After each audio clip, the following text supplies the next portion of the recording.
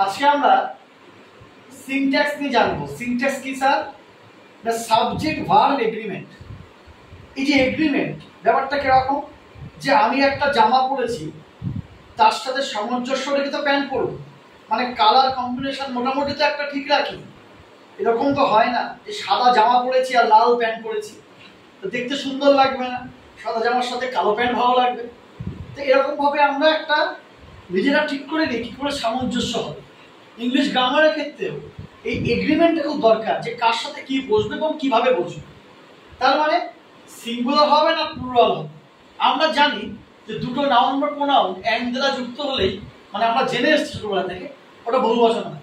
কিন্তু আমরা এটা জানি না যে দুটো নাউন বা প্রোনাউন যদি আলাদা হয় তাহলেই প্লুরাল হয়।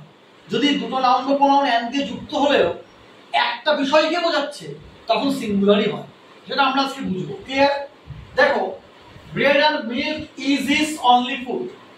এই ব্রেড অ্যান্ড মিল্ক দুটো এন্ড দিয়ে যুক্ত হচ্ছে, কিন্তু পাউরুটি আর দুধ এই দুটো মিলে একটাই খাবারের নাম হচ্ছে, দুটো আলাদা হচ্ছে না, দুধ পাউরুটি। তাই এখানে আমরা সিঙ্গুলার ইউজ করেছি ভার্ব। আবার দেখো, both butter and milk contain fat. Butter হচ্ছে মাখন, মিল্ক হচ্ছে দুধ, দুটোর মধ্যে স্নেহ পদার্থ আছে, কিন্তু দুটো তো আলাদা, দুটো আলাদা আলাদা এন্ডে যুক্ত হয়েছে, তার জন্য এটা প্লুরাল ভার্ব হয়েছে।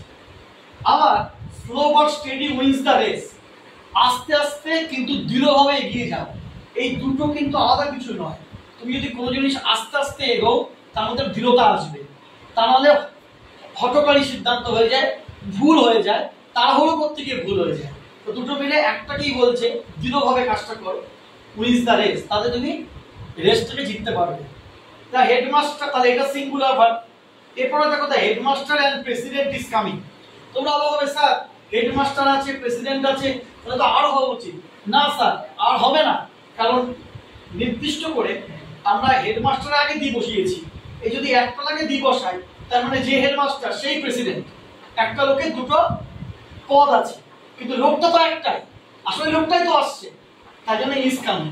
কিন্তু যদি দুজনের আগে দি বসাই, তাহলে আমরা হেডমাস্টার মানে আরেকটা একজন লোক, আর প্রেসিডেন্ট মানে আরেকটা লোক। কোনো কোনো স্কুলে হেডমাস্টার প্রেসিডেন্ট, কোনো কোনো করে হেডমাস্টার আর প্রেসিডেন্ট আলাদা লোক। এখানে যদি দুটোর আগে দি বসে, তার মানে স্যার আলাদা লোক, আলাদা লোক বলে দেখো আর কামিং হচ্ছে। তাহলে যদি একটার আগে দি বসেছে তাহলে ইজ কামিং, আর দুজনের আগে দি বসেছে তাহলে আর কামিং। এটা প্লুরাল, এটা সিঙ্গুলার। বোঝা গেছে? পরবর্তী ভিডিওতে আমরা আরো কিছু এ ধরনের নিয়ে আসবো।